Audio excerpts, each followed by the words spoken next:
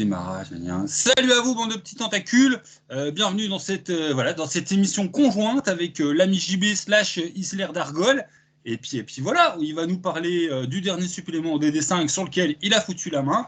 Et je vais poser des questions innocentes, même pas genre l'air innocent, mais vraiment, je sais même pas de quoi ça parle tellement en ce moment DD5. Moi j'attends Ravnica en français, Planescape, tout le reste j'en ai rien à carrer. Voilà, donc je t'en prie. De quoi ça parle la grosse main à Big B? Alors, en fait, la grosse main à Big B, alors attends, hop, elle est là, la grosse main à Big B. Voilà, édition alternative, enfin, c'est la couverture alternative exclue boutique que je trouve très très jolie. C'est très simplement, c'est l'équivalent pour les géants du Fizban pour les dragons. C'est donc un bouquin, un bestiaire, une aide de jeu entièrement consacrée aux géants. Voilà. Donc pour mettre vos géants en scène et pour faire plein de trucs avec les géants. Question bête, pourquoi Big B pourquoi ils ont choisi Big B pour les géants? Il y a un lien? Parce que Big B, c'est le spécialiste des sorts, tu sais, la main de Big B et tout ça. Et donc, en fait, c'est un spécialiste de sorts de matérialisation de force qui font des membres géants, tu sais, la main géante qui va pouvoir faire plein de trucs. Et donc, ils partent du principe que c'est lui qui est le mieux placé pour interagir avec les géants, parce que quelque part, il peut faire comme eux, tu vois, il peut soulever les mêmes trucs, lancer les mêmes trucs et tout. Et donc, en fait, il te le présente comme un personnage qui a vécu beaucoup d'aventures et notamment qui a donc... alors il y a deux choses voilà, à garder en tête. Le Big B qui est présenté dans le bouquin, c'est vraiment anecdotique, mais bon, tu me poses la question, donc autant aller là-dedans.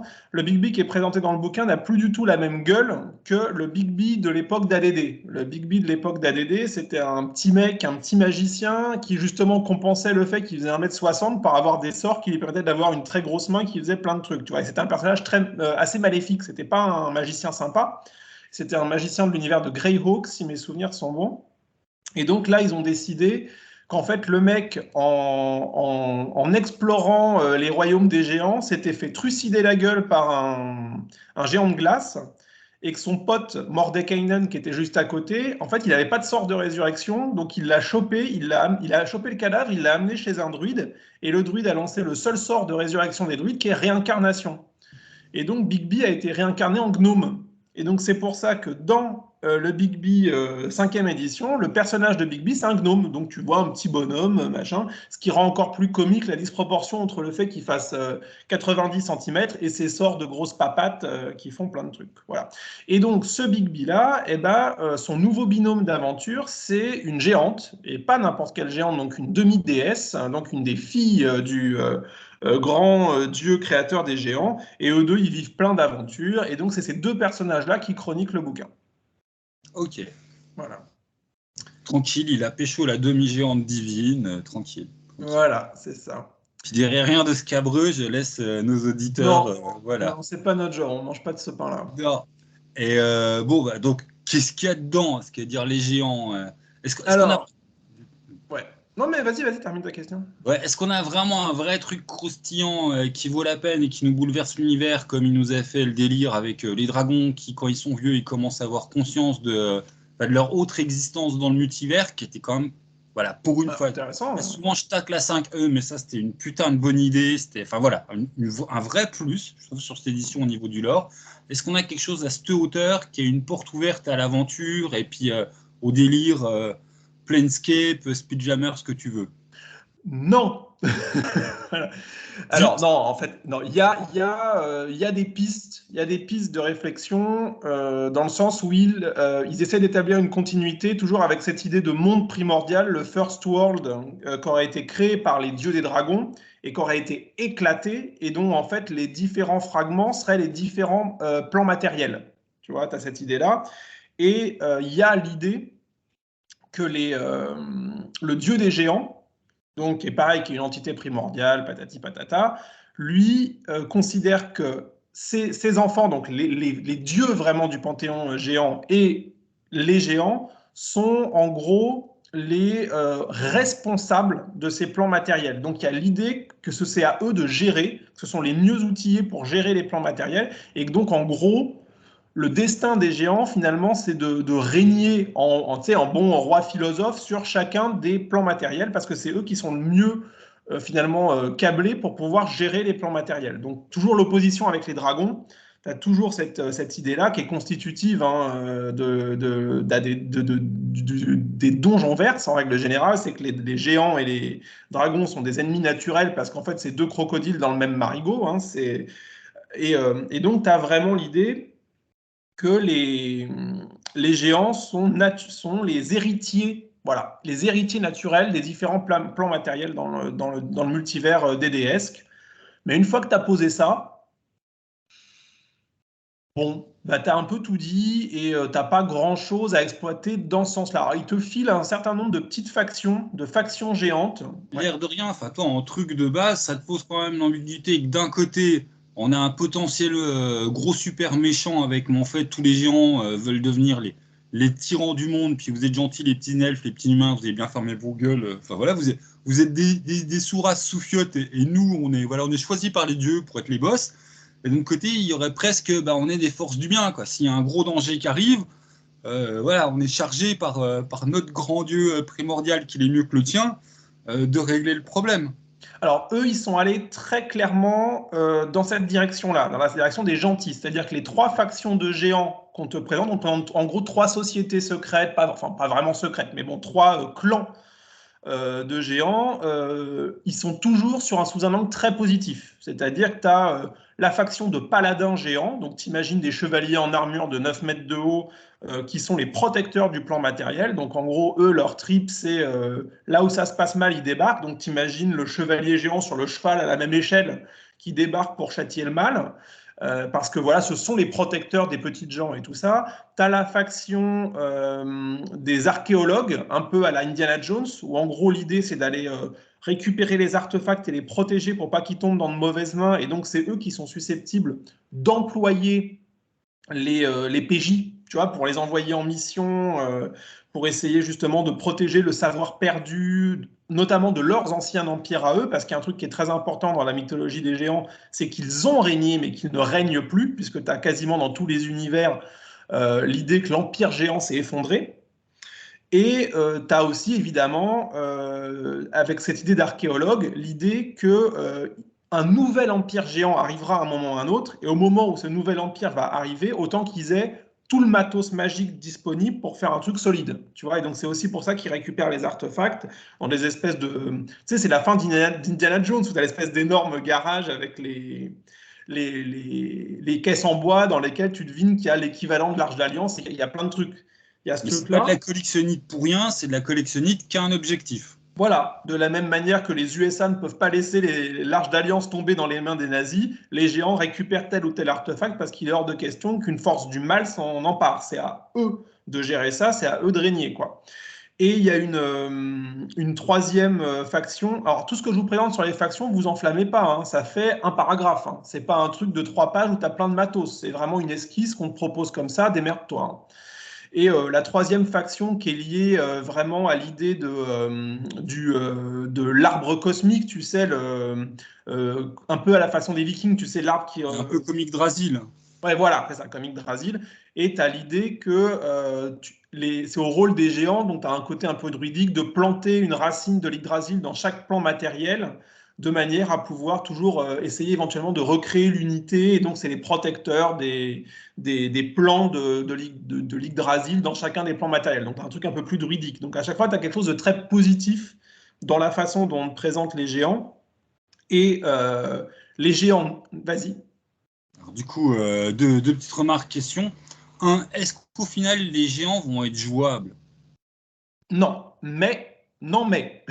Ok, C'est-à-dire qu'on te repropose de jouer les Goliaths, tu sais, les demi-géants qui sont un des peuples jouables depuis DD3, je crois. ouais. Ouais, et ouais, voilà. Et par contre, tu as aussi l'idée, ils te proposent 2 historiques et quelques dons. Tu as l'idée que les peuples mortels peuvent s'emparer quelque part de la magie des géants et donc avoir accès à la magie des runes ou avoir accès au pouvoir élémentaire parce qu'il y a le lien très fort entre les géants et les éléments, je vais y revenir.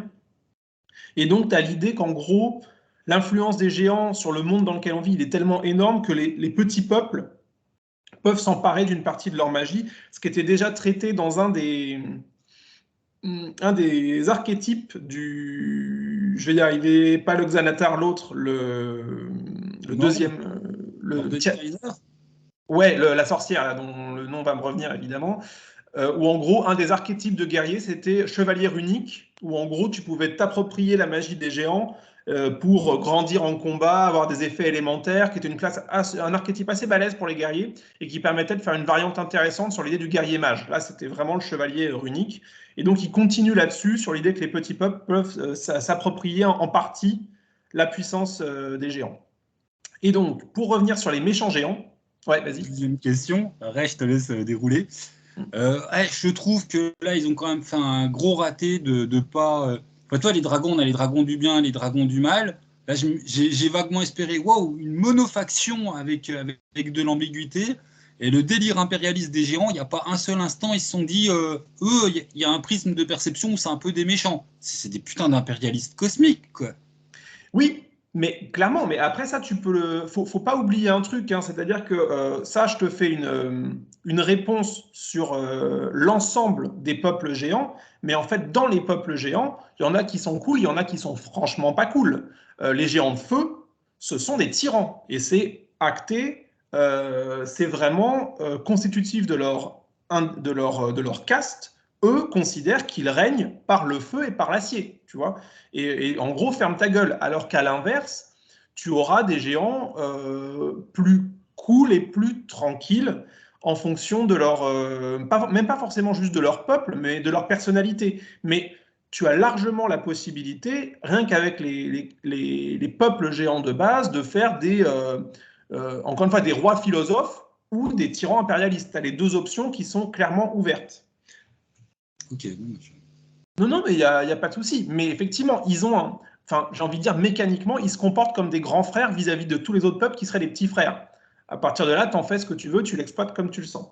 Mais pour du vrai gros géant dégueulasse et bien méchant, il y a aussi, on te le propose, c'est-à-dire qu'il faut avoir conscience que le peuple géant, les peuples géants, forment quelque part une théocratie, donc il y a un rapport à leur dieu, le fameux dieu primordial et ses enfants, qui est extrêmement fort et qui se traduit par ce qu'ils appellent l'ordning, qui est donc la classification des géants. Et l'idée, c'est que même le plus puissant roi géant de feu de tous les temps, quand un géant des tempêtes lui parle, eh ben, il baisse la tête. Parce qu'en gros, t'es géant des tempêtes, t'es au top de l'ordning, t'es la plus puissante caste géant. C'est un système de caste, en fait, qui va vraiment comme ça.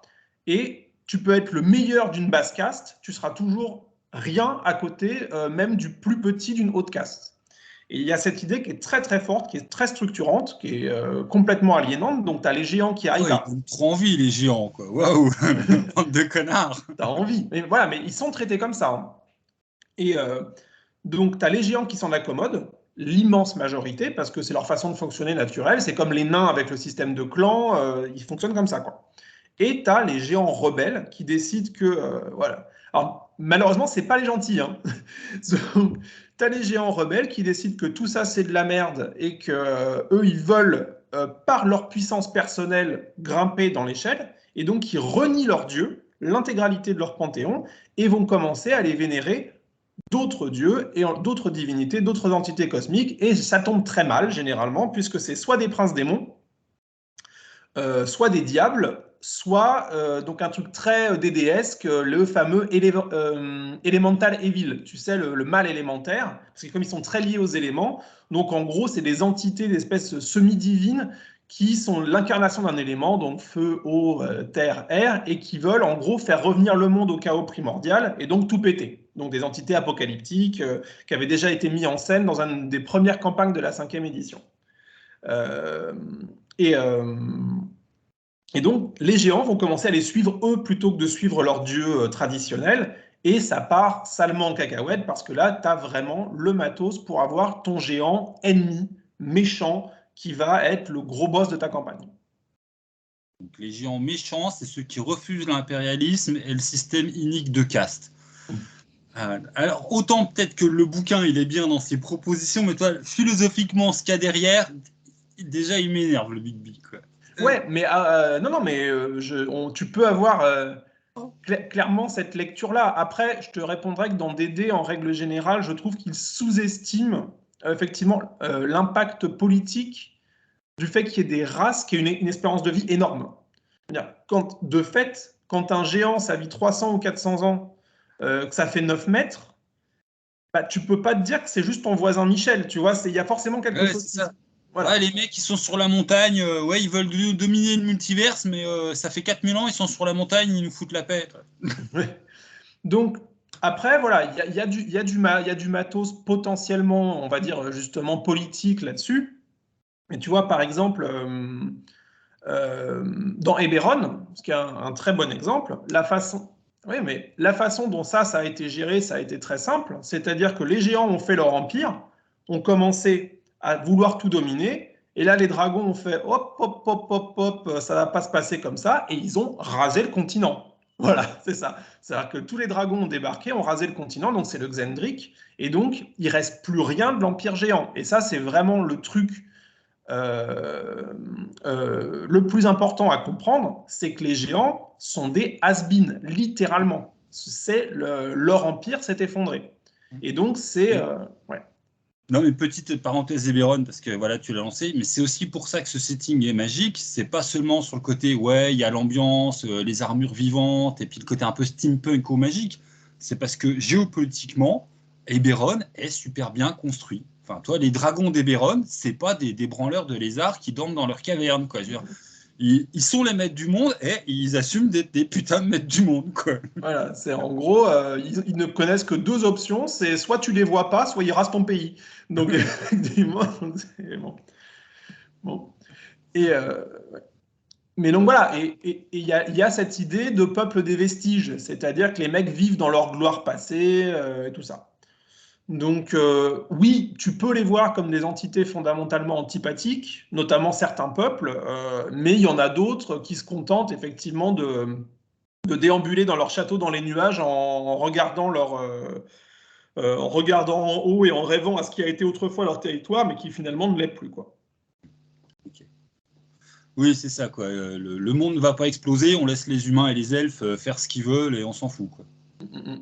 Mais, euh, mais après, je vais revenir sur un truc. En fait, je voulais lancer un petit peu la.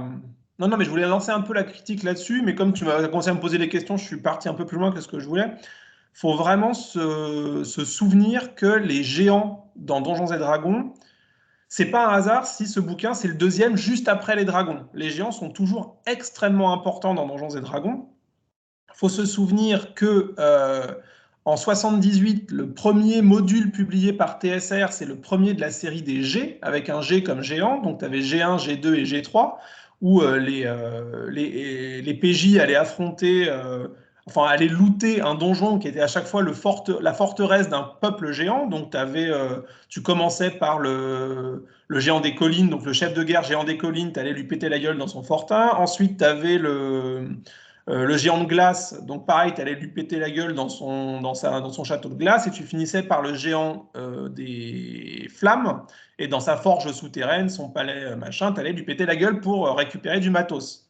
Et en fait, c'était dans cette trilogie-là, la trilogie des géants, qu'on t'intégrait, on te proposait pour la première fois les elfes sombres, les drôs, qui étaient en fait le pouvoir derrière le trône qui poussait les géants à agresser les peuples, à agresser les peuples aux alentours. Et ces modules-là, les modules géants suivis des modules drôs, parce qu'il y avait ensuite, une fois que tu avais repéré que c'était les drôs les vilains, tu descendais dans le sous-sol pour affronter les drôs et tu finissais par affronter Lolt elle-même, donc la déesse araignée, tout simplement. Et en fait, l'ensemble de cette histoire est encore, en 2004, avait été votée comme la plus grande campagne de D&D par les fans. Tu vois, c'était un truc qui était hyper important, qui a vraiment marqué symboliquement dans Donjons et Dragons. Le fait d'aller affronter des géants dans leur château, c'est un truc, ça fait partie de l'ADN premier de D&D. Et c'est tellement important que tu as des répétitions comme ça dans quasiment toutes les éditions. Donc, il faut vraiment avoir conscience que, par exemple, cette histoire de les trois premiers modules, là, géant des collines, géant de glace et géant de feu, est reproduit à l'identique en quatrième édition. Donc, à l'époque, ils appellent ça Revenge of the Giant. Ils le refont, ils le remixent et ils te le reproposent comme un package. en 5e édition, dans les contes du portail béant, tu retrouves les 3 modules de 78 convertis pour la 5e édition. Et ensuite, en 5e, il y a le grand remix, qui est la campagne Storm King Thunder, qui a une réputation déplorable, à mon avis non méritée. C'est vraiment une campagne qui a énormément de potentiel et qui est en gros une espèce de campagne apocalyptique sur la côte des épées. Qu'est-ce qui se passe justement quand l'Ordning, c'est-à-dire quand les castes géantes, quand l'ordre s'effondre? Parce qu'en gros, le dieu des géants se tire, dit vous m'avez tous déçus, donc en gros, je ne soutiens plus cosmiquement l'Ordning. Et donc, tous les peuples géants se regardent en chien de faïence en disant on peut devenir la nouvelle caste dominante. Et ça part complètement en cacahuète. Donc, cette campagne-là, et dans cette campagne-là, ils font en fait un remix des fameuses campagnes de géants, puisqu'à chaque fois, tu as le bastion d'un tel peuple de géants que les joueurs vont devoir explorer, rentrer, sortir et tout ça. Et même, hop, je reviens un peu pour que vous ayez conscience de l'importance vraiment du truc des géants dans Donjons et Dragons, même quand Paizo lance Pathfinder, donc lance la toute première campagne Pathfinder qui est l'éveil des seigneurs des runes, donc qui est en 6 petits épisodes, 6 petits modules. Le 4e module, celui-là, la forteresse des géants de pierre, se veut un hommage explicite à la trilogie de 78.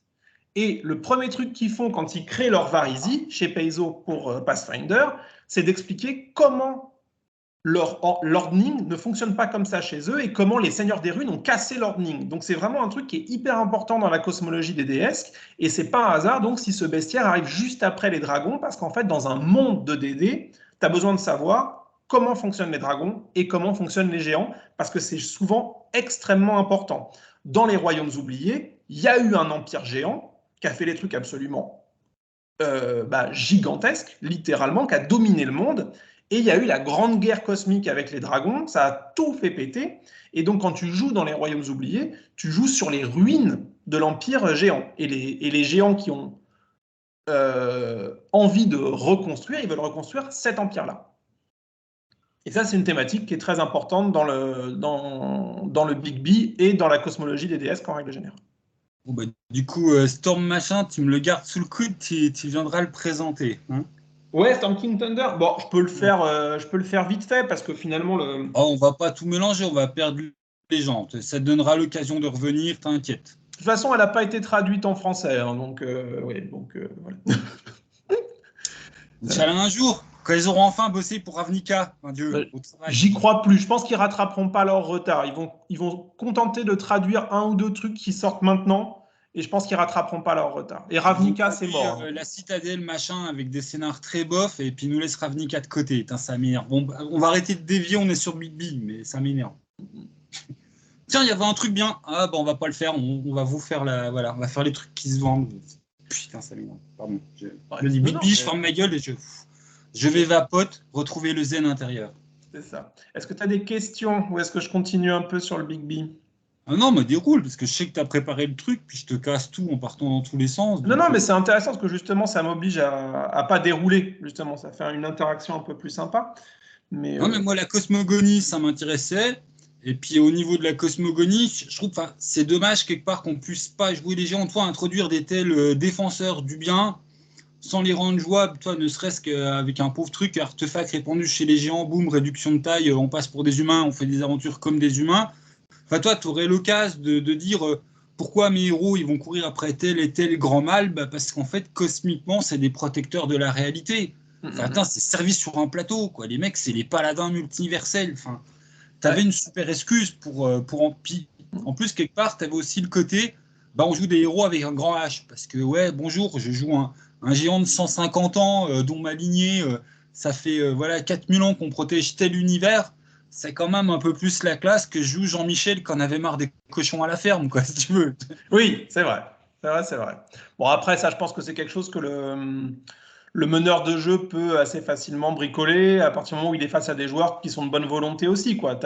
Mais oui, il y avait du potentiel. Mais là, l'idée, c'est que les joueurs vont, s'ils veulent jouer dans cette dynamique-là, vont se mettre au service des factions géantes qui essaient de préserver l'ordre multiversel, quoi. Et voilà. Donc, du coup, si on histoire de t'aider, je présume que le bouquin, on va voir le compartiment. Là, on vous parle des géants des collines. Là, on vous parle des géants de glace. Là, on vous parle des géants de feu. Ah bon, on va finir avec les boss, les géants des tempêtes.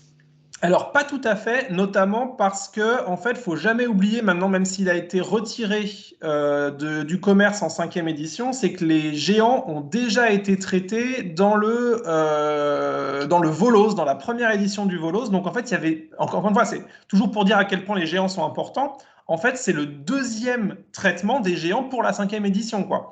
C'est-à-dire que ça avait déjà été fait. Non, là, ils sont beaucoup plus vraiment dans le trip multiversel et pour te montrer aussi des peuples oubliés de géants. Donc, pareil, avec plus ou moins d'inspiration. Je veux faire un commentaire désagréable, mais bon, parce que franchement, j'ai haussé les sourcils tellement c'est cliché. Mais en gros, tu as les géants qui sont partis sur la Gisombre, tu sais, le monde de la Reine Corneille, donc le monde des souvenirs des morts, des fantomatiques et tout ça, et qui sont donc devenus des Death Giants, donc les géants funèbres, je ne sais pas comment tu pourras le traduire, et qui donc évidemment sont des géants avec une faux. Tu vois, genre le truc pas cliché du tout, tu t'attends presque à ce qu'ils se mettent du call et qu'ils écoutent du Dead Can Dance, les géants, tu vois, enfin, c'est... Bon, bref. Et bon, les géants gothiques. voilà, c'est ça, tu sais, avec les ongles peints, tu dis, bon, oui, ok, très bien. Et il te montre, pareil, une autre caste de géants qui est dans le Monster Manual, qui est les Fomorés, tu sais, donc les géants distordus du monde féerique et tout. Et il te parle un peu des Fomorés avant la chute, c'est-à-dire avant la malédiction qui les a rendus tout dégueulasses et tout difformes. Et en gros, c'est des elfes géants, tu vois. Donc, tu vois, c'est comme des elfes, sauf qu'ils sont géants. Oui, bon, c'est pas...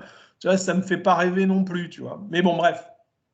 Et alors, bah, justement, puisque je dis que ça me fait pas rêver, autant sauter les deux pieds dans le plat. En règle générale, le supplément ne m'a pas fait rêver. Voilà, faut dire les choses très franchement. Formellement, je n'ai strictement rien à lui reprocher. C'est une très bonne boîte à outils. Il y a plein de trucs à faire, notamment il y a une super idée, c'est-à-dire des théâtres d'action instantanée. Donc, c'est en une double page, tu as une map et quoi en faire. Et tu as tout sous les yeux. C'est vraiment très bien. Le bestiaire est très dodu. Il y a des options pour les PJ. Moi, qui, pareil, me font hausser les yeux, genre la spécialisation pour le barbare, donc l'archétype qui permet au barbare de devenir Hulk, parce qu'il va grandir de taille quand il est enragé et donc devenir un géant et lancer des trucs. Oui, bon, effectivement, maintenant, ça y est, tu peux faire tous les Avengers avec la 5e, c'est bien, tu les as tous. T'as Iron Man avec les magiciens d'Eberron, là, mais maintenant, tu as Hulk, c'était le seul qui manquait, bah tu l'as.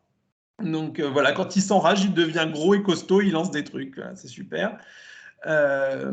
Donc vraiment, formellement, j'ai strictement rien à reprocher au bouquin, mais, deux choses, je le trouve pas très inspiré et donc pas très inspirant. C'est-à-dire que quand j'ai refermé mon Fizban, donc celui sur les dragons, tout de suite, je savais que si je voulais écrire une campagne avec un dragon, j'allais le réouvrir, le bouquin, tu vois, pour piocher des idées, des trucs qui m'avaient plu. Là, je pense à faire une campagne sur les géants. Mon truc, il va vraisemblablement rester sur mon étagère, tu vois. Vraiment, je me suis pas dit, ah ouais, tiens, ça, je n'y aurais jamais pensé. Mais en fait, pourquoi? Bah, je vais creuser là-dessus. Pourquoi je le trouve pas très inspiré et pas très inspirant? Parce qu'en fait, c'est pas du tout un supplément pour les gens comme moi. Je vais expliquer pourquoi. En fait, ce supplément, le Big B, c'est une boîte à outils pour des meneurs de jeu ayant peu d'expérience qui souhaitent mener leur première campagne de haut niveau. Ouais, c'est pour que les gens ils se rendent compte de c'est quoi. Enfin, toi, tu faisais les gens, c'est important, tu nous as ressorti tout plein de vieux trucs, machin. C'est pour les nouveaux qui débarquent, qui se rendent pas compte que les géants, c'est censé être une tuerie à DD, et qui d'un coup vont ouvrir ça, puis vont dire oh là là, mais c'est merveilleux. Moi, les géants, je prenais juste ça pour des gros monstres, mais en fait, ils sont super importants et il y a de l'histoire. Voilà, mais c'est un kit de campagne high level en fait. C'est vraiment ça. Et moi, en tant que joueur de jeu de rôle, j'ai beaucoup de bouteilles, ça fait 35 ans que je fais du JDR, et je joue jamais au niveau. J'irai même jusqu'à plus loin à dire que je ne crois pas aux campagnes de haut niveau. Ça ne m'intéresse pas, et pour moi, c'est une arnaque, c'est une astuce comptable. Tu gonfles les chiffres, mais tu fais la même chose que ce que tu pourrais faire à bas niveau. Donc, je ne joue pas à haut niveau, et j'ai de la bouteille. Le bouquin, il est destiné aux meneurs de jeu, en fait, finalement, de la nouvelle génération de joueurs de Donjons et Dragons, les mecs qui jouent depuis 3-4 ans et qui sont entre 20 et 30 balais, tu vois, et pour faire leur première campagne high level, parce que clairement, le bouquin est sans aucune ambiguïté là-dessus. Quand tu mets en scène les géants, quand tu commences à vraiment les mettre en scène, c'est pour des persos balèzes. Parce que, mécaniquement, quand tu n'affrontes jamais un géant, tu affrontes plusieurs géants, et quand il y a plusieurs géants, ça chiffre. Et c'est pas un hasard, sur D&D Beyond, donc leur fameuse interface numérique, quand le bouquin est sorti, ils ont mis en dispo gratos un scénar. Le scénar, c'est un scénar de mémoire. Je n'ai pas vérifié avant l'entretien, donc je vais peut-être dire une connerie. C'est un scénar one-shot pour niveau 16. Voilà, c'est ça quand tu mets en scène les géants. Donc, fondamentalement, le bouquin n'est pas pour moi. Il n'est pas pour moi. Et en plus, il entérine un truc qui, moi, fait que tu disais que la 5e, tu la suivais plus. Et en fait, ça y est, moi, je suis à peu près sur la même ligne. Pourquoi? Parce qu'il entérine la fin d'une époque. Tout simplement, c'est-à-dire que c'était déjà plus ou moins vrai depuis 3 ou 4 ans. Mais DD5, quand c'est arrivé en 2014, c'était destiné aux vieux grognards qui avaient été dégoûtés par la 4e édition. Pour des bonnes ou des mauvaises raisons, on ne va pas rentrer là-dedans, mais c'était vraiment une édition qui avait été écrite pour récupérer les vieux. Tu vois, récupérer les vieux joueurs, les gens qui étaient là. Revenez, s'il vous plaît, les mecs, revenez, arrêtez de jouer à Pathfinder, arrêtez de jouer à l'OSR, revenez jouer, quoi. Et en fait, quand ils étaient dans cette vague-là, ça a duré 5 ans, tu vois, à peu près. Moi, je me retrouvais beaucoup dans ce qu'ils me proposaient. Tu vois, quand ils ont remixé Ravenloft pour faire Curse of Strahd, génial. Quand ils ont remixé... Ouais, mais tu vois, Ravenloft, c'est l'exemple que j'avais en tête, comme quoi, s'ils font un effort, il y a moyen de plaire aux vieux et aux jeunes, parce que Ravenloft, ça a plu à tout le monde. Bien sûr, mais même quand ils ont fait Tomb of Annihilation, pour, en fait, qui est le mélange de 2 campagnes classiques de DD, voilà, ils font un remix, super, ça marche trop bien. Quand ils font justement... Avec le gros problème, j'ai bien aimé la tombe de l'annihilation, avec le gros problème, qu'est-ce que foutent tous les autres levels, quoi. Toi, tu as un problème d'ordre cosmique où tu as tous les niveaux 20 et 25 qui devraient se téléporter dans le quart d'heure, et là, tout le monde, il a piscine et aquaponie, quoi. Ouais, mais parce qu'en fait, Tomb of Annihilation, faut arracher la première page. Tu arraches la première page, tu tiens absolument pas compte de la malédiction de mort, là, et tu laisses juste les joueurs faire leur X-Crawl. Ils débarquent, ils vont chercher fortune sur le nouveau continent, ils se démerdent. Et en fait, Oui, ça marche tout seul. oui, Et, tu gardes le même truc, sauf que ouais. t'as pas l'excuse débile qui fait que c'est pas crédible. Voilà. Et pareil, quand ils font Storm King Thunder, ils remixent les campagnes contre les géants classiques de 78. Cette 5e édition-là, c'était une 5e édition pour moi. Là maintenant, les gens qui jouent en 5e sont très majoritairement des jeunes qui ont découvert le jeu de rôle avec la 5e édition, qui ont d'autres attentes, et c'est essentiellement maintenant à eux qu'on s'adresse. Et en fait, voilà, le Big B, je suppose que quand tu es un premier MJ qui n'a pas encore mené de campagne haut niveau, qui joue en virtuel, qui a plein de trucs comme ça, tu vas trouver plein de matos parce que ce format en double page avec des maps, c'est un format très bien pour le combat tactique, pour jouer sur le D&D Beyond et leur futur VTT. Ça fait penser à Neverland, ça fait penser à Oz. Ils ont bien fait de reprendre cette idée, quoi. C'est du vrai outil pratique, quoi. Tu fais jouer ton bouquin, c'est nickel. Voilà. Mais moi, j'ai rien lu où je me suis dit j'aurais pas pu faire mieux. Tu vois, enfin, et je dis ça, les spectateurs en déduiront ce qu'ils veulent sur ma personnalité, mais non, mais littéralement, avec les élucubrations sur les ogres mages, j'ai écrit un bouquin sur un géant. Tu vois ce que je veux dire? Et je pense que si tu compares les deux, si tu as les deux, si quelqu'un a les deux, il verra pourquoi moi je ne retrouve pas ce que j'attends dans Big B, parce que pour moi, il Il n'y a pas assez, tu vois, de PNJ savoureux à mettre en scène. Il n'y a pas assez de. C'est très basique, tu vois. Ils te filent des listes de rencontres. Ils te mettent juste les deux monstres qui constituent la rencontre, mais il n'y a même pas de petite caractérisation esthétique ou visuelle qui fait que la rencontre, elle va avoir de la gueule, tu vois. Et en fait, je pense qu'effectivement, quand tu es un jeune EMJ qui veut faire ta première campagne high level parce que ça y est, tes PJ sont niveau 11 et que tu t'envoies les géants, bah, il y a plein de trucs bien dans Big B. Mais moi, je trouve ça plat. Bah, du coup, Alors, ça, je m'y attendais pas, mais je me retrouve à défendre le Big B au sens, oui, ça vise un autre public, mais un public qui existe. Et enfin, quelque part, je trouve ça quand même sympa qu'ils aient réactualisé l'importance des géants. Enfin, toi, pour nous, ça va être un bouquin, moi c'est clair, jamais je le l'achèterai, j'en ai rien à foutre. Là, puis d'après ce que tu dis, c'est même pas en PDF, j'ai perdu du temps de lire, hein, j'en ai rien à carrer. Mais pour des petits jeunes pour qui les géants, c'était juste des gros monstres dans le manuel des monstres, ça montre que, ben non, en fait, un monstre, c'est aussi un peuple, ça a une histoire, ça amène du background. Enfin, oui, en ce sens-là, c'est bien. Après, pour nous, ça fait écho à des trucs. Ah, il y a 20 ans, je le savais déjà, donc en fait, je m'entorche, quoi. oui, voilà. Mais en fait, je pense que c'est ça. Mais en fait, c'est un tout, si tu veux. C'est-à-dire qu'ils sont en train de. C'est le premier bestiaire dans lequel aucune créature n'a d'action légendaire. Pourquoi? Parce que les game designers abandonnent le concept d'action légendaire, ça les intéresse plus.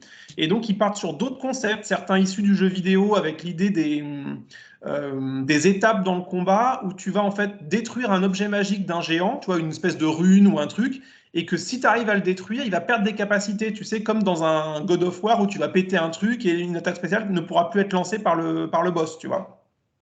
Et là, on est vraiment là-dedans. Mais moi, j'adorais les actions légendaires parce que je trouvais que c'était un outil de gameplay hyper intéressant justement pour séquencer le tour des joueurs. Et ça, ils l'abandonnent parce qu'en fait, vraiment, ils sont en train de passer à autre chose. Donc, l'édition de 2014, bon, bah, elle a fait son temps sur plein de points et ils sont vraiment maintenant tournés vers une édition de 2024 qui sera vraiment tournée vers ce jeune public, ce nouveau public et qui n'est pas moi en fait fondamentalement. Et je leur reproche pas, hein, Ah oui, mais oui, voilà. c'est un état de fait. Et c'est vrai que enfin, toi, elle était sur l'action légendaire, mais pourtant, je suis pas un game designer, hein, mais je trouve ça con de le faire péter. C'était intéressant. Enfin, c'était une mécanique même qui faisait vivre ton méchant pendant l'action des autres. Tout à Enfin, on fait. n'avait pas tout le monde fait son action. Ah, c'est le méchant qui va faire un truc. Tout le monde fait son action. Enfin, il y Ben avait ouais, de. mais ils ont considéré que c'était trop complexe et donc son. Non, mais voilà, tu vois. Les joueurs sont des cons. Allez, on va leur simplifier. C'est presque insultant, hein. Écoute, en tout cas, moi, c'est vraiment l'impression que j'ai, c'est qu'effectivement, ils ont considéré que c'était pas un outil. Alors, je serais chafouin, je te dirais que c'est peut-être pas un outil aussi hyper soluble dans le jeu en ligne. Tu vois, par exemple, c'est peut-être compliqué de l'automatiser, tu vois. Enfin, mais je pense que il y a plein de. Je suis pas dans leur tête, hein, je sais pas pourquoi ils ont décidé que ça dégageait, mais en tout cas, c'est le premier bestiaire où il y en a plus. Donc, ils avaient déjà lancé un ou deux ballons d'essai, notamment quand ils avaient fait les stats de Vecna, qui n'avaient pas d'action légendaire, alors que Vecna, quoi. Ouais, Et ouais. voilà. Mais qui avait plusieurs réactions par tour et tout. Et donc là, ils partent sur d'autres choses. Donc, ils te filent des demi-dieux géants, qui sont donc les enfants des dieux du Panthéon. Donc, des monstres mythiques bien, bien balèzes. Bah, ils n'ont pas d'action légendaire. Ils ont plein de trucs différents, mais ils n'ont plus d'action légendaire. Et pour moi, c'est assez symbolique aussi. La direction Du coup, ça artistique. rend presque ça incompatible avec le DD5 de Non, base. non, non, non, il n'y a aucun problème de compatibilité, mais pour moi, c'est un signal de la fin d'une époque. Et de même, la directrice artistique Kat Irvine, qui était là depuis hyper longtemps sur la cinquième, c'est plus elle sur celui-là. Et pareil, c'est un ensemble de petits trucs où tu te dis, bah en fait, ils sont passés à autre chose. Et je dis ça encore une fois sans énervement, sans scandale et tout, mais ils sont passés à autre chose, bah moi aussi je vais passer à autre chose en fait. C'est-à-dire que fondamentalement, moi je vais rester sur ma cinquième de 2014, j'en suis très satisfait, j'ai plein de super campagnes à jouer. La cinquième de 2024, hein? Là, c'est une vieille merde. Moi, ma préférée, c'est l'édition 3, quoi. Mais bon, on Ouais. s'en fout. Non, non, mais voilà. Mais j'ai pas acheté, là, parce qu'il est sorti, j'ai pas acheté le remix de Phandelver, qui est sorti il y a quelques jours. Je l'ai pas acheté. Et je vais pas acheter Planescape, en fait. Je m'en fous. C'est. C'est plus mon copain! Voilà, mais. Non, mais parce que, en fait, je sais que ce sera pas pour moi. Je sais que ce sera pas pour moi. Je suis plus leur public cible. Et voilà, bah, je vais utiliser mon pognon pour autre chose. Et c'est dit sans animosité. C'est vraiment. De toute façon, après, qui s'adapte au public d'aujourd'hui qui joue, enfin, toi, tu t'adaptes à tes consommateurs, c'est presque quelque part normal, quoi. Mais je leur reproche pas, je leur Ouais, reproche si vraiment pas. 80% c'est des petits jeunes qui jouent, ben, c'est normal qu'ils éditent pour ces 80%-là. Dommage pour nous, on fait partie des 20% qui vont se dire j'en ai marre de racheter un machin enfin, ouais, qui me rappelle d'autres trucs ou qui est plus pour moi, quoi. Ouais. Ouais, mais après, justement, on a suffisamment de bouteilles pour aller chercher notre matos si on estime qu'on a besoin de matos ailleurs, tout simplement. C'est-à-dire qu'effectivement, moi, j'ai plus besoin, en fait, j'en ai jamais eu besoin, mais du clé en main Wizard of the Coast, j'en ai pas besoin. Mais à une époque, ce qu'ils offraient me parlait, parce que c'était destiné à des gens comme moi qui jouaient plus pour des raisons X ou Y avec les produits officiels Wizard. Je suis revenu à leurs produits par la 5e édition parce que j'étais amateur de ce qu'ils me proposaient. Là, je ne le suis plus. Je ne suis plus le public cible. Donc, quand j'ai lu le Big B, je ne vais pas te dire que je l'ai trouvé naze, mais clairement, j'ai bâillé. Tu vois, enfin, et c'est dit sans diminuer le fait que vraiment, formellement, je n'ai rien à reprocher à ce bouquin. Oui, il n'est C'est pas juste que moi, mauvais, il il m'apporte t'a pas rien. fait rêver. Voilà, c'est une boîte à outils qui est complètement surnuméraire par rapport à tout ce que j'ai déjà à la maison. Bah Voilà, écoute, tout simplement. voilà, hein, la messe est dite, c'est pas un souci. Enfin, toi, on a eu Ravnica et Fisban. Et puis, qui plus est, c'est pas pour autant que la 5e devient interdit aux vieux. Enfin, il y a aussi tout ce qui va sortir chez les éditeurs tiers. Donc, on aura peut-être encore des bonnes surprises en 5e. Parce que là, je fais mon méchant sur la 5e, mais moi, je baffe sur Brancalonia. Enfin, toi, je m'y attendais pas. Hein. Mais Brancalonia, c'est tellement l'univers de jeu qui me donne du plaisir et du rire de son même dur. Enfin, toi, là, je me suis pris dernièrement à la grosse claque de Vermine. Mais après, il y a plein de gens qui m'ont envoyé des messages de ouais, mais Vermine, quand même, glauque, j'ai pas envie de déprimer à la maison. Et je dis bah ouais, je te comprends. Moi, j'inciterai personne à dire vas-y, il faut absolument que tu testes Vermine, tellement il y a un côté. Voilà quoi. T'as Vermine, on vient un supplément. T'as un pisse de punaise de lit et puis température d'été en octobre.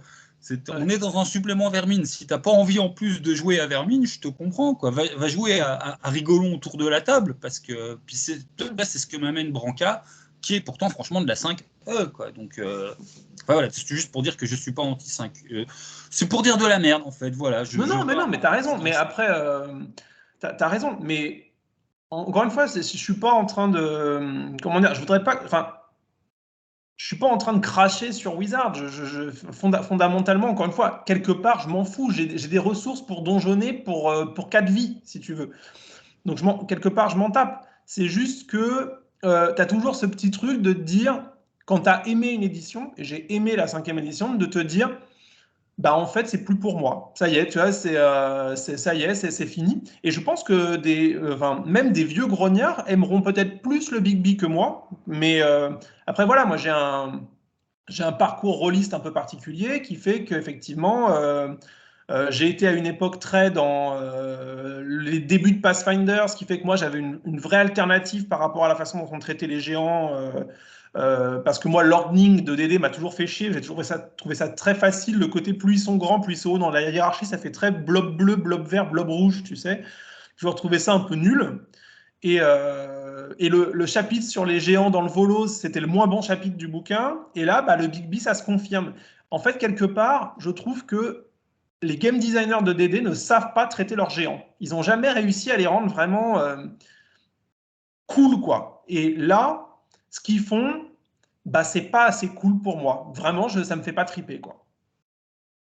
Ouais, non, mais c'est quand on parle, enfin, toi, l'idée est accrochante, mais quelque part, tu dis, hop, je prends l'idée, c'est des descendants d'un dieu originel, ils se sont mis dans la tête qu'ils seront les protecteurs du multiverse, hop, hop, j'ai pas besoin d'acheter le bouquin, j'ai déjà les stats Voilà. des bestioles. Bah ouais, c'est ça. Alors après, voilà, ça reste un bestiaire, donc tu as des tonnes de stat block, hein, pour ceux qui veulent du stat block un peu évolué. Mais bon, voilà, c'est pas. C'est. Je sais même pas quoi dire en fait. C'est voilà, si vous avez envie d'un bestiaire avec plein de géants, bah, il y a plein de géants. On a notamment les géants qui sont teintés par les princes démons pour avoir des géants un peu flippants, les géants qui sont teintés par le Elemental Evil. Voilà, si vous voulez avoir plein de variantes, parce que finalement, dans le manuel des monstres, il n'y a pas tant de géants que ça. Hein. Et donc, il y a plein de variantes. Donc, ça reste un outil qui est intéressant, notamment sur ce qu'ils essaient de faire d'un point de vue technique. Mais est-ce que ça vaut la thune que vous allez mettre dedans? Je ne sais pas. À vous de décider. Et puis, si vous vous reconnaissez, si vous êtes un des jeunes spectateurs de la chaîne, je ne sais pas dans quelle mesure tu sais s'il y a que du grognard sur Vieux Geek ou s'il y a du plus jeune, si vous vous reconnaissez dans l'idée de faire jouer vos premières campagnes high level en mettant en scène les géants, vous trouverez probablement des trucs hyper intéressants dans le Big B. Voilà, je ne voudrais pas dresser un portrait trop négatif du supplément. C'est juste que si vous êtes comme moi, un grognard avec déjà un certain nombre de campagnes et de mondes maison que vous avez écrit vous-même avec vos petites papates, vous allez trouver le Big B un peu plat. Et je dis ça juste pour remettre les choses aussi dans le contexte. Au moment où je lisais le Big B, j'étais en train de lire un truc que j'avais jamais lu, à savoir la trilogie lyonnaise de Jack Vance, que je recommande chaudement, c'est une tuerie. Je pense que la lecture du Big B a pâti de la comparaison. Tu vois, j'avais d'un côté un des fondamentaux de la fantasy, super bien écrit, avec plein de bonnes idées. Bah, quand tu lis la fantasy du Big B qui fait un peu, je vais être très dur, hein, mais supermarché fantasy, tu vois, fantasy ultra mainstream, on prend zéro risque, ça marche pas. La comparaison n'est pas en faveur du Big B, et c'est aussi peut-être pour ça que le Big B m'a fait bailler, quoi. Ouais, un côté hollywoodien de la 5E, quoi. Enfin, pas Ouais, mais hollywoodien, je veux hollywoodien, dire. enfin, plus Ouais, Netflix. le super U de l'imaginaire, quoi. Le Ouais, truc. c'est ça. C'est-à-dire, on prend plus de risques parce qu'il faut plaire à tout le monde, parce que DD est devenu absolument mainstream. Donc, il n'y a plus de propositions un peu ambiguës, un peu délicates. Il y a vraiment quelque chose de faut que ça plaise à tout le monde. Et bah, ça plaira sans aucun doute. Mais les gens qui aiment des propositions avec un peu plus de caractère vont trouver ça, voilà, encore une fois, très plat. La soupe est bonne, mais ça manque de poivron. Voilà, c'est ça. Tu... Ouais, c'est ça. C'est un bon. On se garde ça en conclusion? Ouais, ça me paraît pas mal. Eh ben, je te garde pour moi. Salut les gens, je te laisse le mot de la main. 1, 2, 3. Le mot de la fin, JB. Le mot de la main. C'est le mot de la Ouais, main. je te passe Voilà, la main. bon bah. Voilà, le mot de la main. Bon bah, salut les vieux geeks et les petites et grosses tentacules ou petits et gros tentacules, je sais jamais. C'est masculin, petit et gros C'est tentacule. masculin. Salut les petits et gros tentacules.